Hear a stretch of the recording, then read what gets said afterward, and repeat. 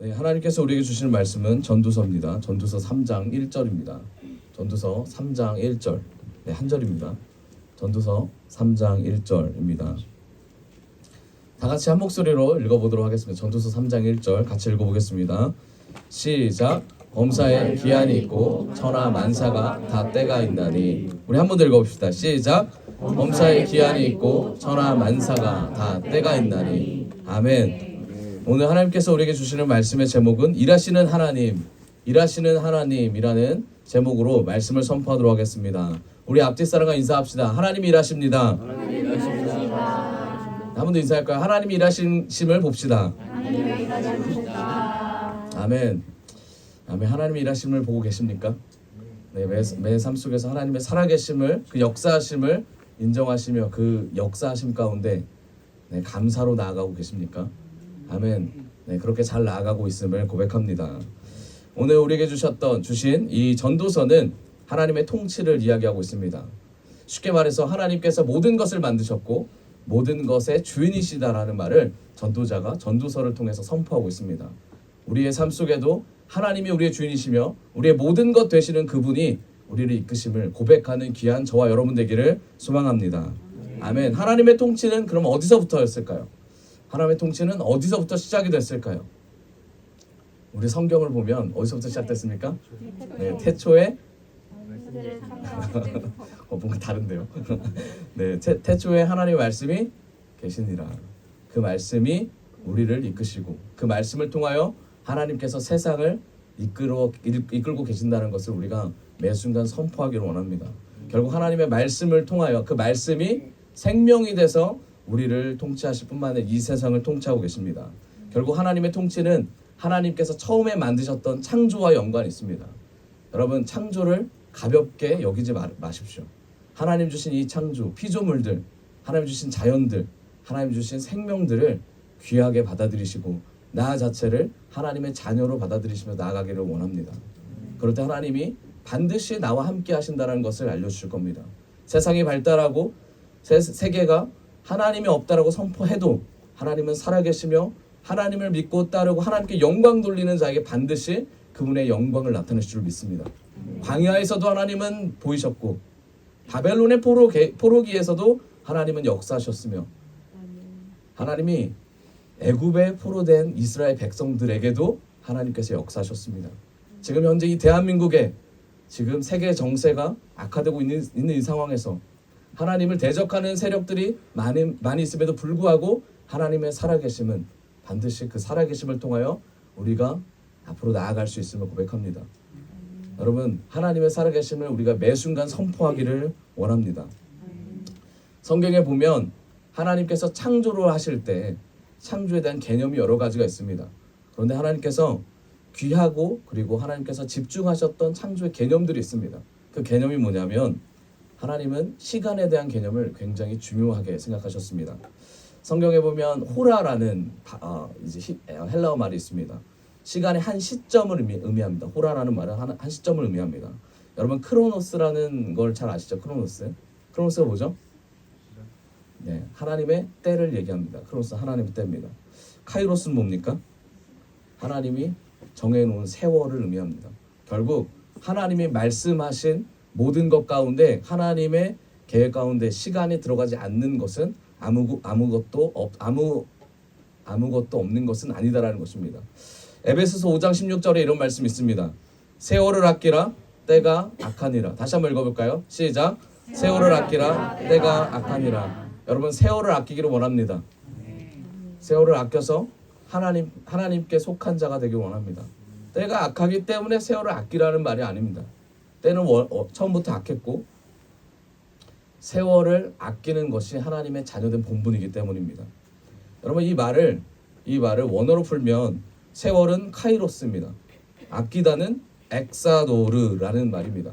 엑사도르는 무슨 말이냐면 구원하다라는 말과 연결되어 있습니다. 그럼 무슨 말이에요? 카이로스를 구원하다, 세월을 구원하다라는 말입니다. 바꿔 말하면 시간을 구원하라 라는 말이죠. 근데 여기서 우리가 질문을 던져야 됩니다.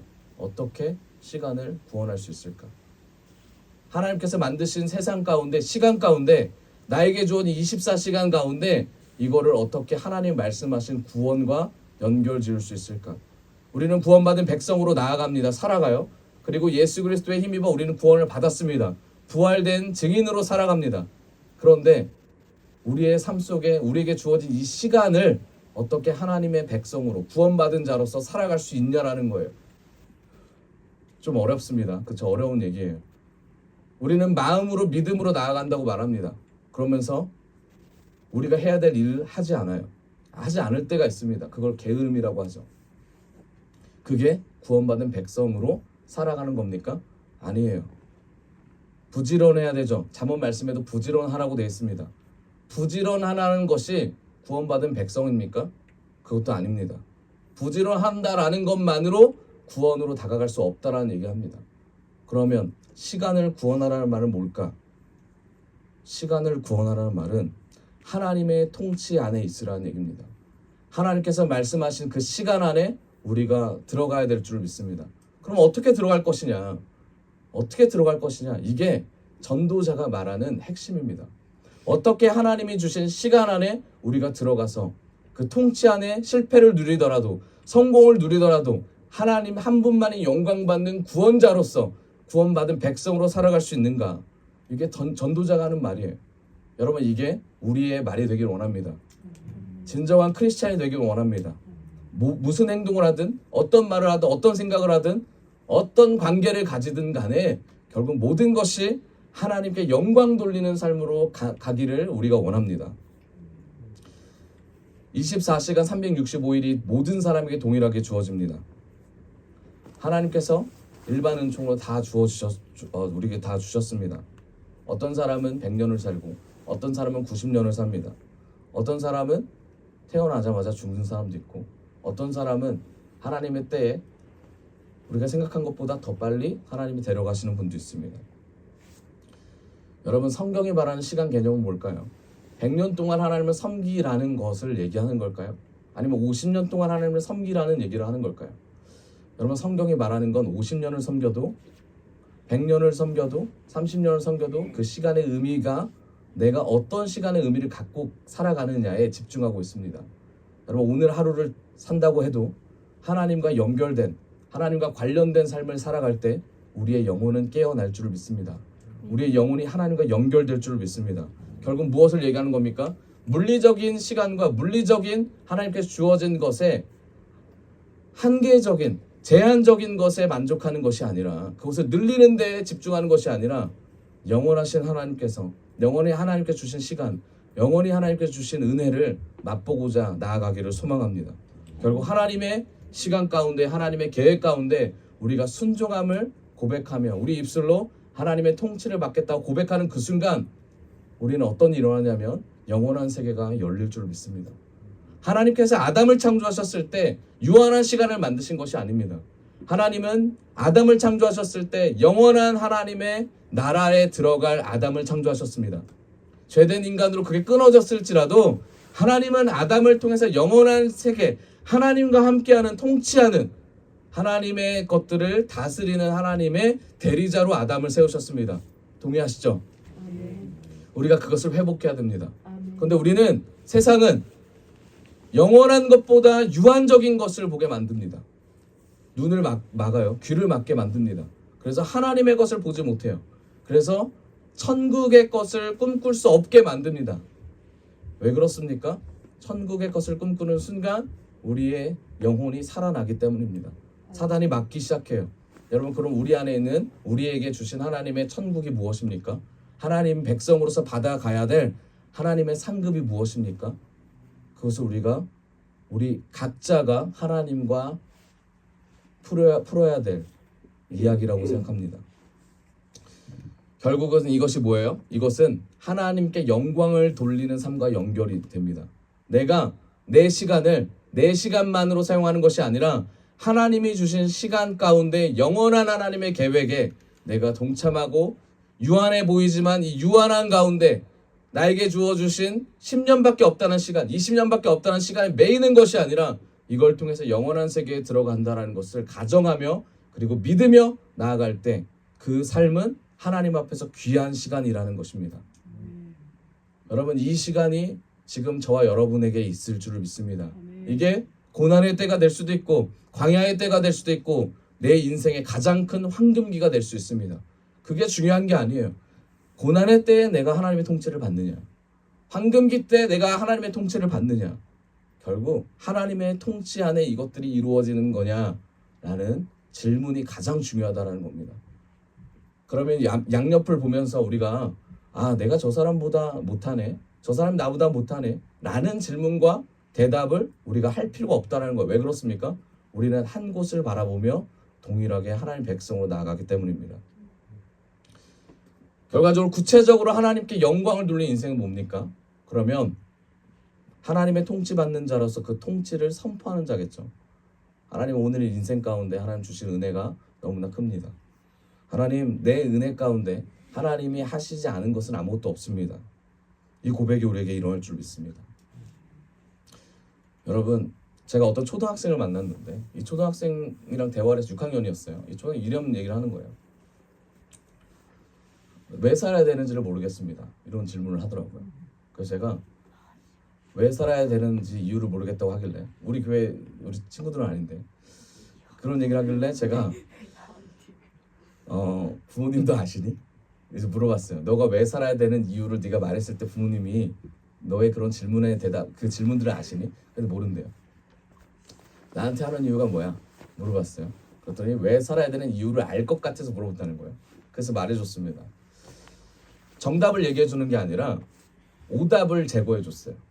어떻게 했냐면 왜 살아야 되는 이유를 네가 찾는 이유가 뭐야? 라고 물어봤어요. 그랬더니 고민을 하는 거예요. 6학년 애가 내가 왜 살아야 되지? 내가 이걸 왜 찾지? 결국 너는 지금 살아야 될 이유를 찾고 있는 거 아닐까? 그랬더니 생각해보지 않았대요. 아니 넌 생각했는데 그걸 생각해보지 않은 거지. 근데 무슨 말인지 모르겠대요. 괜찮아 나중에 1년 더 있으면 알게 될 거야. 그래서 그랬어요. 근데 이런 말 하는 거예요. 부모님은 너가 공부를 위해서 너가 살아야 된다고 얘기했다라는 거예요. 공부를 하라는 거예요 계속. 그래서 말했습니다. 공부를 위해서 내가 지금 살 수 있어. 그렇지만 진짜 내가 사는 게 뭘까? 공부를 위해서 내가 산다고 부모님 말하지만 그게 틀렸다는 얘기는 아니야. 내가 틀렸다고 얘기하면 너 공부를 안 해야 되지만 너 공부를 해야 돼. 그러니까 네가 살아야 될 이유야. 그런데 그게 다가 아니야. 그럼 뭘까? 그랬더니 이 친구가 질문하기 시작하는 거예요. 어떤 질문을 하냐면 그러면 그 이후에 공부 이후에 제가 살아야 될 이유가 무엇입니까? 좋은 질문이야. 그 이후에 넌 뭘 하고 싶은데? 자기 꿈을 막 얘기해요. 10년이 지났어, 20년이 지났어, 30년이 지났어, 50년이 지났어, 할아버지가 됐어. 그 다음에 네가 준비해야 될 건 뭐지? 이제 죽는데요. 그럼 죽음 앞에서 살아야 될 이유가 있을까? 생각해볼까? 생각해보더라고요. 죽음 앞에서 살아야 될 이유가 뭘까? 여러분 죽음 앞에서 우리가 살아야 될 이유가 뭡니까? 네, 한번 생각해보세요. 죽음 앞에서 우리가 살아야 될 이유가 뭘까? 여러분 그런데 제가 이 친구한테 이런 질문 던졌습니다. 사는 게 뭐야? 다시 물어봤습니다. 이 친구가 그러는 거예요. 사는 건 만질 수 있는 거고요. 눈으로 볼 수 있는 거예요. 그럼 장님과 귀머거리와 장애를 가지신 분은 살아있는 게 아니야? 여러분 우리는 이런 생각을 합니다. 살아있는 거, 죽는 거 등등등 모든 것을 이 땅의 생각과 사고로 바라봐요. 그렇지만 하나님의 개념과 하나님의 세계관으로 그걸 바라볼 때 우리의 생각이 달라질 줄 믿습니다. 어떻게 달라지냐면 여러분 하나님이 우리를 왜 살리셨을까요? 예수님이 그 십자가를 통해서 우리를 왜 살리셨을까요? 성경은 그걸 약속이라고도 말하고 성경은 그게 자녀된 권세라고도 말하고 성경은 그게 하나님의 사랑이라고 말을 합니다. 그러면 우리가 하나님 앞에 사랑받을 존재인가요?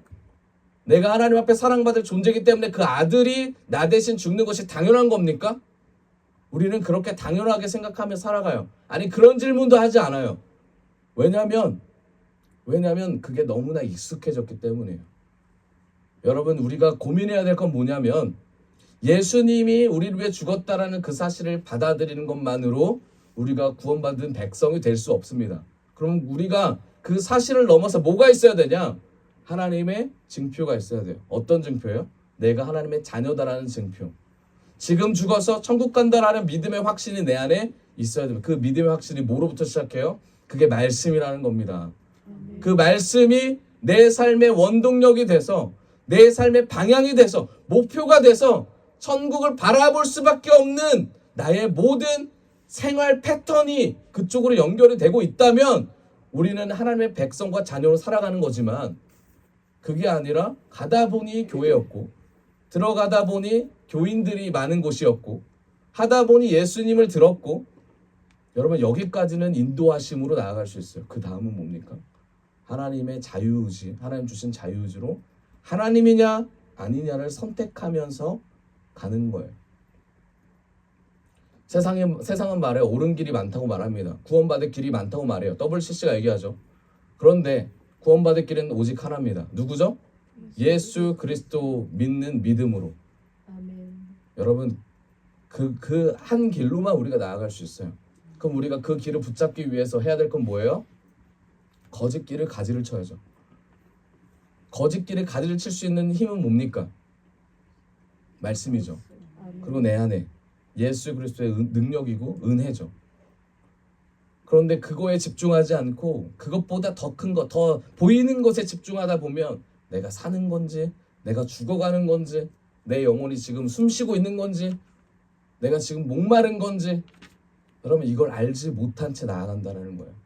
세상에 주어진 일들, 교회에 우리가 헌신하는 것들 중요합니다. 그런데 이 헌신하면서 세상에 나아가서 열심히 일하면서 하나님 주신 축복 가운데 돈을 벌면서 내가 죽어간다면 여러분 행복한 인생일까요? 정말 그게 주님 원하시는 인생일까요? 아 그래 너가 그래 죄된 결과로 아담의 결과를 위해 너는 죄인이야. 그렇기 때문에 노동의 대가를 해야 돼. 여러분 이게 정말 우리에게 주신 은혜일까요? 감사거리일까요? 저는 많은 청년들을 봤을 때 많이 힘들어하는 청년들을 봤을 때 정말 본질적인 거를 놓치고 있구나 생각이 듭니다. 청년뿐만이 아니죠. 많은 어른분들, 많은 윗세대들, 아랫세대들 다 마찬가지입니다. 여러분 우리가 붙잡아야 될 건 뭐예요? 그러면 하나님이 지금 나를 살리고 있는데 나는 거기에 어떻게 반응하고 있는가? 하나님의 통치에 나는 어떻게 반응하고 있는가?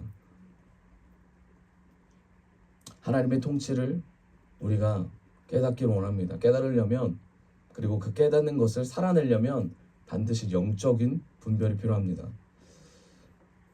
세 가지 영적 분별이 필요한데 첫 번째로 하나님이 원하시는 때냐라는 거예요. 하나님이 원하시는 때냐. 여러분 지금 하나님이 원하시는 때냐. 내가 무엇을 할 때, 내가 어떤 것을 할 때, 이 말을 할 때 모든 그때가 하나님의 때냐. 이걸 분별할 수 있어야 됩니다. 이거를 선포할 수 있어야 돼요. 두 번째는 뭐냐면 하나님이 원하시는 장소, 하나님이 원하시는 그 공간에 내가 있느냐. 세 번째는 뭐예요? 결국 내가 하나님이 원하시는 사람이 되었느냐, 되고 있느냐. 이 세 가지에 집중을 하는 그 순간 우리는 하나님의 통치를 받을 뿐만 아니라 하나님이 이끄시고 하나님이 말씀하시는 것을 귀로 듣고 눈으로 볼 수 있습니다. 그런데 이 세 가지를 놓치고 세상의 소리에 더 귀를 기울이고 있죠. 하나님의 것보다 세상이 주는 쾌락과 세상이 주는 화려함에 더 빠져 있죠. 반면에 인생이 고통스럽고 인생이 어렵다면 하나죠. 그렇죠? 하나님의 통치에서 벗어났다는 얘기예요. 고통 가운데도 기쁨이 있습니다. 힘든 가운데도 희망이 있습니다. 슬픔 가운데도 하나님의 은혜가 충분히 임하면 우리가 섭리로 받아들일 수 있습니다. 그런데 이게 다 빠지면 하나님과 멀어졌다는 얘기예요. 내 마음이 점점 힘들고 내 마음이 갈 곳이 없고 내 마음을 붙잡을 어떠한 사람도 보이지 않고 말씀도 보이지 않고 아무것도 없다. 내가 정말 수렁 안으로 들어가고 있다라고 느끼는 그 순간 위기를 감지하셔야 돼요. 내가 하나님과 멀어졌구나. 내가 사람 때문에 멀어졌구나. 내가 환경 때문에 멀어졌구나. 내가 저 사람 탓을 하면서 멀어지고 있구나. 여러분 사람 탓이 아니라 내 탓이에요. 말씀 때문이 아니라 내가 말씀이 없기 때문이에요. 하나님 말씀하십니다. 하나님 말씀하세요. 우리가 분별해야 될 것은 아까 말씀 세 가지입니다. 여러분 기억하기를 원해요. 하나님이 말씀하신 그 장소에 있는가? 하나님의 때인가? 내가 하나님 말씀하시는 사람이 되고 있는가? 결국 이 세 가지를 반응하는 그 순간 하나님의 통치를 받고 있다는 것을 우리가 알게 됩니다. 이 세상은 우연이 없습니다. 믿으시죠? 내 삶에 우연이 있습니까? 여러분들 삶에 우연이 있습니까? 다 하나님의 통치죠. 근데 우리는 우연이 아니라고 말하면서 다 하나님의 섭리고 하나님의 통치라고 말하면서 뭐라고 말합니까? 저 사람만 없었으면, 저 인간만 내 인생에 끼어들지 않았으면, 저 상사만 안 만났으면 라는 우리가 가정을 합니다. 그때 내가 거기 안 갔으면, 내가 너를 만나지 않았을 것이고, 내가 너랑 대화를 안 했으면 등등등 여러 가지 것들을 가정을 합니다. 여러분, 근데 이 모든 것이 하나님의 이끄심을 우리가 고백합시다. 모든 것에 하나님의 이끄심이 없다라는 것을 우리가 전제로 깔면 안 돼요. 모든 것에 하나님의 이끄심이 있습니다. 그러면 어떻게 돼요? 다시 하나님을 높여야죠. 하나님, 그때 제가 어리석었습니다. 하나님, 그때 제가 하나님을 선택한 게 아니라 하나님 사람을 선택했고 나를 선택했습니다. 결과가 결국은 이렇게 됐지만 하나님, 다시 한번 하나님을 선택할 수 있는 용기를 주십시오. 힘을 주십시오. 붙잡을 수 있는 은혜를 주십시오. 그게 복음의 메시지죠. 여러분, 그 복음이 우리에게 있기를 원합니다. 우리 옆 사람과 인사합시다. 복음을 붙잡읍시다. 아멘. 복음을 붙잡기를 원합니다. 전도서 3장 1절, 범사의 기한이 있고 천하만사가 다 때가 있나니. 천하만사는 사건을 의미합니다. 사건. 하늘과 땅의 모든 사건들이 바로 천하만사입니다. 하나님은 아까 말씀드렸듯이 시간을 창조하셨어요. 그렇지만 물리적인 보여지는 시간만 창조하신 게 아닙니다. 영원한 시간까지도 하나님께서는 창조하셨습니다. 시간만 독립적으로 창조하신 게 아니에요. 하나님께서 시간과 공간을 함께 창조하셨습니다. 믿으시죠? 창세기 1장 3절을 봅시다. 그것에 대한 대답이죠. 하나님이 이르시되 빛이 있으라 하시니 빛이 있었습니다. 4절, 빛이 하나님 보시기에 좋았더라. 하나님이 빛과 어둠을 나눴어요. 공간을 만드셨다는 거예요. 5절, 하나님이 빛을 낮이라 부르시고 어둠을 밤이라 부르시니라. 저녁이 되고 아침이 되니 이는 첫째 날이라. 시간 개념이 들어가기 시작합니다. 하나님이 세상을 창조하실 때 보이는 것을 창조하시고 시간도 함께 창조하셨습니다. 보이는 것은 반드시 시간과 연결된다는 거예요. 하나님의 세계가 있습니다. 하나님의 세계는 모든 세계지만 원래 하나님의 세계가 있는데 그 세계 가운데 하나님이 통치하는 이 세계를 또 만드셨어요. 우리를 만드셨단 말이에요. 우리를 만드시면서 하나님이 하나님의 계획상 보이는 세계만 얘기하는 게 아니라 보이지 않는 시간 개념을 같이 넣었다라는 거예요. 그러면 우리가 보이는 행위만으로 하나님을 섬기는 것이 아니라 보이지 않는 시간적인 행위, 시간을 우리가 어떻게 다루냐에 따라서 완벽한 밸런스가 맞는 하나님의 통치를 받는다는 얘기를 하는 거예요.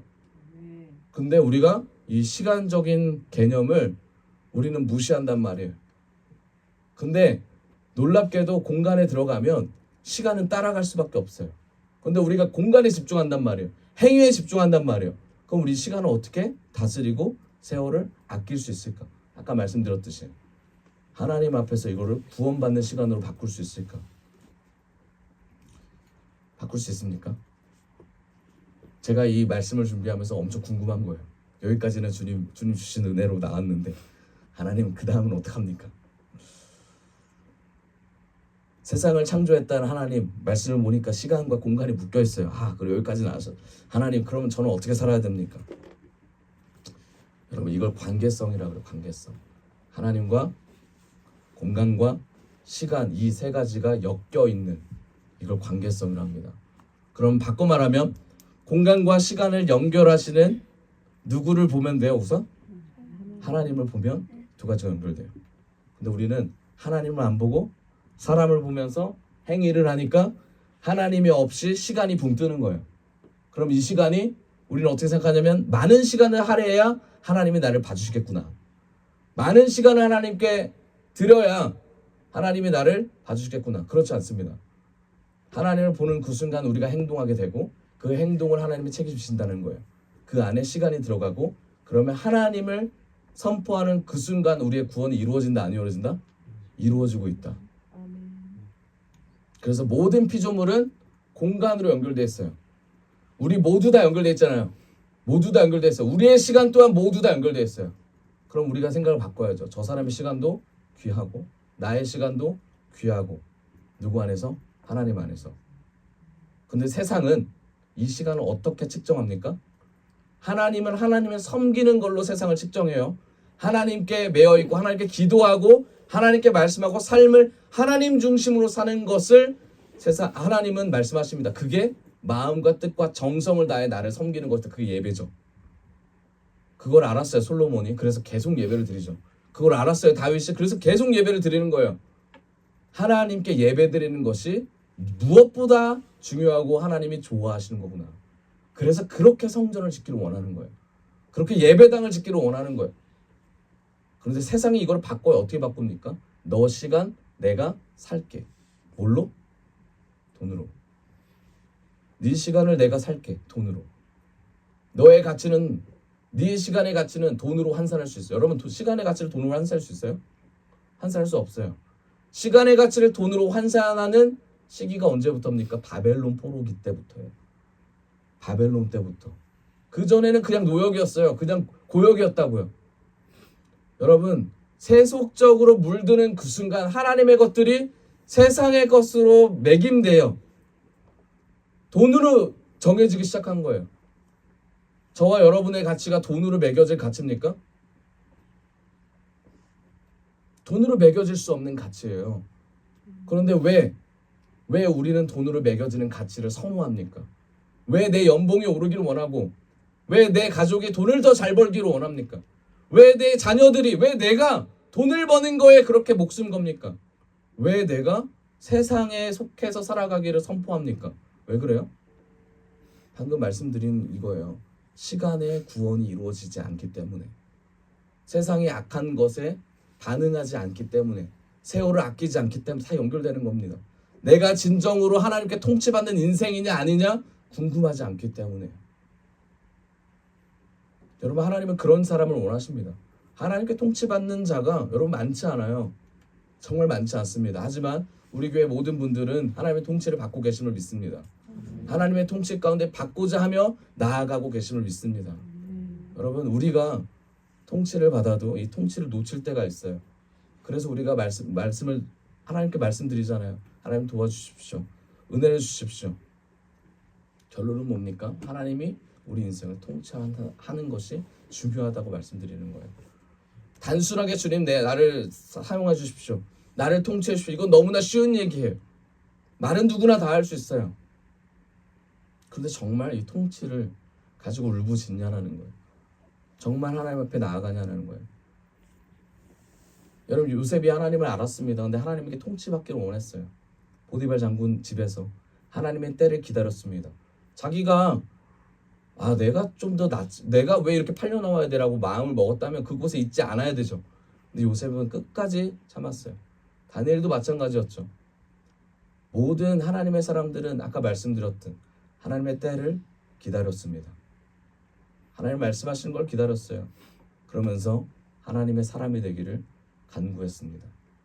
여러분, 이게 우리 안에 있기를 원합니다. 하나님 모든 것을 통치하시고 모든 상황을 만들어 가시는 분입니다. 그렇기 때문에 우리가 그분 앞에 굴복해야 됩니다. 전도 3장 2절입니다. 날 때가 있고 죽을 때가 있으며 심을 때가 있고 심은 것을 뽑을 때가 있으며 하나님의 통치 아래에서 이루어진다라는 거예요. 날 때가 있고 죽을 때가 있다. 무슨 말이에요? 하나님의 권능이다라는 거예요. 하나님의 권세다. 인간은 아무것도 선택할 수가 없다. 이겁니다. 우리가 선택하는 그 순간 모든 것이 헛되고 헛된다. 그때를 인간은 알 수도 없고 그때를 결정할 수도 없다. 하나님만을 높이자라는 말이죠. 인간의 무력함을 이야기하고 있습니다. 우리가 아무리 열심히 살려고 해도 알 수 있습니까? 절대 알 수 없습니다. 사람이 살고 태어나고 죽는 거를 사람이 어떻게 합니까? 하나님께서 하실 수 있다라는 거예요. 모든 인간의 때는 한마디로 하나님의 결정에 있습니다. 하나님의 결정은 하나님의 섭리죠. 하나님의 약속의 자녀로 나아가는 것 또한 하나님의 섭리라는 얘기입니다. 여러분, 하나님의 섭리를 우리가 간절히 간구하기를 원합니다. 그 섭리를 알고 살아가냐, 그 섭리를 모르고 살아가냐는 인생의 삶의 방향과 질이 달라집니다. 심을 때가 있고 뽑을 때가 있다. 우리들은 상황들을 맞이합니다. 아까 말씀드렸듯이 내가 아무것도 결정할 수 없다라는 사실을 우리가 인지하는 걸 넘어서서 믿어야 돼요. 그래야 하나님이 우리의 전부라는 고백이 나옵니다. 제가 아무것도 할 수 없다라는 고백을 저는 매일 하려고 해요. 매일 합니다. 매일 하나님께 고백을 해요. 하나님, 저는 아무것도 할 수 없는 존재입니다. 무엇을 하면 좋겠습니까? 우리가 무엇을 할 수 있다라고 말하는 그 순간 우리 안에 착각이 올라오고 교만이 올라옵니다. 마귀가 너무 좋아하는 말들이죠. 하나님의 통치가 우리 안에 있기를 원합니다. 결국 믿는 사람들은 이걸 깨닫는 그 순간 우리의 삶의 방식을 멈춰요. 여러분, 바꾸기 이전에 우리는 멈춰야 됩니다. 멈추면 멈추지 않았던 삶보다 더 은혜로운 삶이 펼쳐집니다. 하나님이 일하실 거거든요. 하나님이 선포하실 거거든요. 잠언 16장 9절, 사람이 마음으로 자기의 길을 계획할지라도 그의 걸음을 인도하시는 이는 누구십니까? 여호와이십니다. 하나님의 통치 아래 있다면 하나님께서는 하나님의 것으로 우리를 채워주실 줄 믿습니다. 그 통치 안에서 우리는 반드시 하나님을 선택해야 될 줄 믿습니다. 하나님을 선택하는 인생이 됩시다. 나를 선택하지 말고 하나님을 선택하는 인생이 되길 원합니다. 여러분, 하나님의 통치는 단순히 하나님이 이끄셨다라는 말로 할 수 없습니다. 하나님의 통치는 반드시 하나님의 우리 안에 일하심의 우리가 자각해야 돼요. 그럼 어떻게 자각할 수 있을까? 진정한 통치는 성령이 반드시 나타납니다. 하나님이 그분의 영을 우리 안에 넣어주셔서 우리가 하나님의 자녀로 나아갈 수밖에 없게 만드시면, 그게 뭐예요? 회개죠. 그게 뭡니까? 하나님 앞에서 굴복하는 자세예요. 여러분, 매 순간 하나님의 일하심이 내 안에 있으면 기쁨이 올라오고, 그리고 회개가 동시에 터져 나옵니다. 이 두 가지가 참 아이러니하게도 공존하는 그 순간 하나님은 내 일을 하고 계신다는 것을 내가 눈으로 보게 됩니다. 그리고 옆에 주변 사람들이 말합니다. 하나님이 네 삶에 일하고 있구나. 하나님이 보인다. 너를 통해 하나님이 보인다. 여러분, 이건 성령이 이끄시는 겁니다. 사도행전 2장 4절, 그들이 다 성령의 충만함을 받고 성령이 말하게 하심을 따라 다른 언어들로 말하기를 시작하니라. 하나님 일을 시작할 때 성령의 충만함이 있었다는 얘기입니다. 누가복음 4장 1절, 예수께서 성령의 충만함을 입어 요단강에서 돌아오사 광야에서 40일 동안 성령에게 이끌리셨다. 누가복음 1장 67절, 그 붙인 사가랴가 성령의 충만을 받아 뭐했다? 예언했다. 누가복음 13장 52절, 제자들은 기쁨과 성령이 충만하니라. 사도행전 7장 55절, 스데반이 성령이 충만하여 하늘을 우러러 주목하여 하나님의 영광과 및 예수께서 하나님 우편에 서신 것을 보고. 사도행전 4장 31절, 빌기를 다음에 모인 곳이 진동하더니 무리가 다 성령이 충만하여 담대히 하나님의 말씀을 전하니라. 아멘. 하나님의 통치는 결국 성령 충만과 연결됩니다. 우리가 살다 보니 하나님 일하셨다? 여러분, 아니에요. 살다 보니 하나님 일하신 게 아니라 하나님은 반드시 성령을 통해서 일하십니다. 내가 하나님을 선택했을 때 하나님 일하심을 믿습니다. 내가 나를 선택했는데 하나님 일하셨다? 여러분, 그런 경우는 정말 특이 케이스고, 하나님은 하나님의 백성에게 하나님이 하나님이심을 나타내십니다. 성경을 보면 하나님의 백성을 통해서 하나님 말씀하십니다. 전도서 3장 3절, 죽일 때가 있고 치료할 때가 있으면 헐 때가 있고 세울 때가 있다. 여러분, 죽을 때가 있고 치료할 때가 있다고 말합니다. 개인과 국가, 일어나는 모든 일을 하나님이 주관하신다는 얘기예요. 우리나라가 많이 시끄럽습니다. 여러분, 우리가 해야 될 건 뭐예요? 하나님께 기도해야 돼요. 하나님이 일하심을 기도해야 됩니다. 하나님만이 모든 것을 다스리고 계시기 때문입니다. 모든 것이 하나님에 달려있음을 고백합시다. 하나님의 통치를 선포합시다. 우리가 아플 때 병원 가잖아요. 병원 가야 합니다. 병원 가지 말라는 것이 아니라 가야 돼요. 의사를 통해 치료를 받아야 됩니다. 우리가 공부를 해야 돼요. 학교를 가야 됩니다. 하나님의 지혜를 통해서 그냥 천재가 돼서 뭔가 이뤘다? 여러분, 그런 경우는 정말 하나님이 세상을 구하기 위해서 한 명을 선택한 거고, 그런 경우는 많이 없습니다. 근데 우리가 착각하는 게 있어요. 하나님이 은혜를 주시면 다 이룬다고 생각을 합니다. 그렇지 않습니다. 하나님은 하나님의 백성들이 이 땅에서 하나님이 주신 모든 자원을 활용해서 살아가기를 원하십니다. 그러면서 하나님을 높이기를 원하십니다. 왜냐하면 그게 더 어렵기 때문이에요. 하나님을 높일 때 하나님이 일하십니다. 의사 선생님이 치료를 해주셨다고 해서 의사님이라고 하는 것이 아니라 의사를 통해서 일하시는 하나님을 선포하면서 하나님께 높여야죠. 근데 우리는 이 단계가 생략됐다라는 거예요. 공부를 할 때 내 머리를 주신 하나님을 높여야죠. 부모님을 높이는 것이 아니라 좋은 선생님을 주신 하나님을 높여야죠. 모든 게 마찬가지예요. 다 하나님을 높이는 걸로 우리가 마무리를 지어야 됩니다. 그런데 우리는 그러지 않을 때가 너무 많아요. 그게 하나님이 우리를 바라볼 때 안타까워하는 모습입니다. 전도서 3장 4절 울 때가 있고 웃을 때가 있으며 슬퍼할 때가 있고 춤출 때가 있다. 울고 웃을 때가 있다 라는 말이 무엇입니까? 결국 이 울고 웃을 수 있는 사건을 주시는 분이 누구다? 하나님이시다. 전도서 3장 7절에 보면 애통에 대한 얘기가 나옵니다. 애통 기간에 옷을 찢고 옷을 다시 꿰매는 내용이 나와요.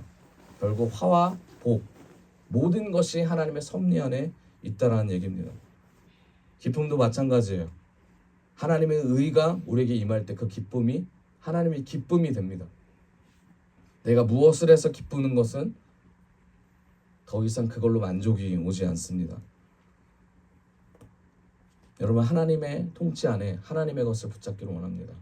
하나님의 시간관, 하나님의 계획, 하나님의 은혜, 하나님으로 시작해서 하나님을 맞추는 저와 여러분 되기 원합니다.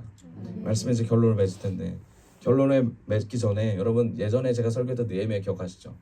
느헤미야 삶을 보면 느헤미야는 하나님의 때를 알았고 그리고 그 때에서 아닥사스다 왕이 질문합니다. 네 얼굴이 왜 이렇게 어둡냐라고 말합니다. 그럴 때 느헤미야가 어떤 행동을 했었냐면 대답을 하면서 그리고 자기가 정말 자신의 마음을 대답하기 이전에 하나님께 엎드려서 다시 기도하는 내용이 나옵니다. 무엇을 의미하는 거예요?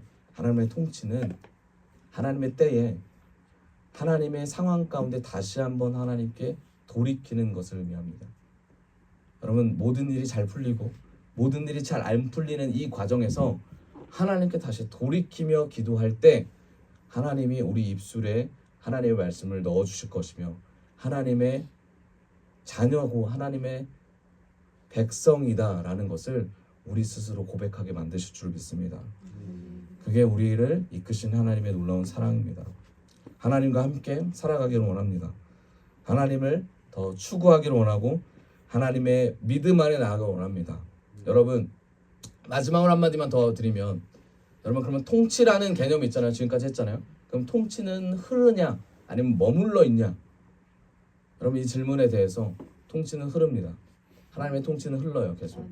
어떻게 흘러요? 그 통치 내가 머물러 있으면 통치는 머물러요. 통치는 흐르는데 통치를 흐르는 것을 우리가 체크할 수 있으면 어떻게 체크하냐면 첫 번째 나의 재정이 흘러가는가?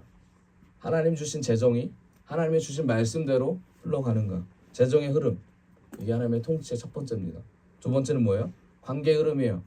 사람과의 관계 가운데 하나님의 흘러가는가? 이 사람을 통해서 하나님만 드러나는가? 이 사람에게 하나님의 것이 나에 있는 하나님이 드러나는가? 관계의 흐름입니다. 그 세 번째는 시간의 흐름이에요. 사람을 만나는 시간보다 하나님과 있는 시간이 더 기쁘고 감사하며 하나님과 고백하는 시간이 하나님의 통치의 흐름으로 가는 겁니다. 마지막으로 하나님이 원하시는 장소로 가는 거예요. 여러분 바울이 전도지 옮겼잖아요. 마게도니아 돌아갈 때 하나님의 말씀하시던 하나님의 장소의 흐름을 탄 거예요. 내 생각과 내 방법이 옳다고 여길 때 하나님의 귀를 하나님 말씀하시는 것을 다시 귀 기울이기 원합니다. 마지막이 제일 어려워요. 하나님 말씀하신 장소로 돌아가는 거. 왜냐하면 많은 이들이 다 아니다라고 말할 때가 많거든요. 많은 이들이 다 옳다라고 말할 때가 있습니다. 그렇지만 여러분 하나님이 말씀하시는 것을 귀 기울일 줄 알아야 됩니다. 그게 통치받는 자로서의 그 백성으로 나아가는 겁니다. 여러분 하나님을 선포하는 귀한 저와 여러분 되기를 원합니다. 우리 이 시간 같이 찬양하며 나아갑시다.